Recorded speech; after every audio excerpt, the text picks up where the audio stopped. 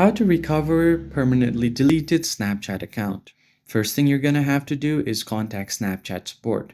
To do that, open up your web browser first by tapping on it.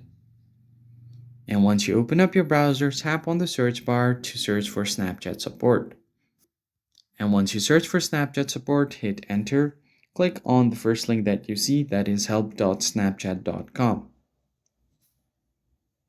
Once you open up the link, you'll be directed to the official help center for Snapchat. Now you can scroll down until you find the contact us option. And here you're going to have to submit a request. So click on the first option. I think my account was compromised. Then you can just scroll down and click here to contact the support team. Tap on it.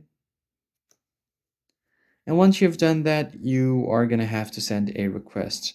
So make sure to enter your username of your Snapchat account, your email that was connected to your Snapchat account, and phone number if you have added it to your account.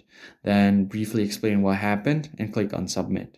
Now they'll get back to you on your email or phone number, and you're just going to have to follow their instruction. Finally, click on the submit button and you should be good to go. So that's it for this video, guys. I hope you found this helpful. I'll see you on the next video.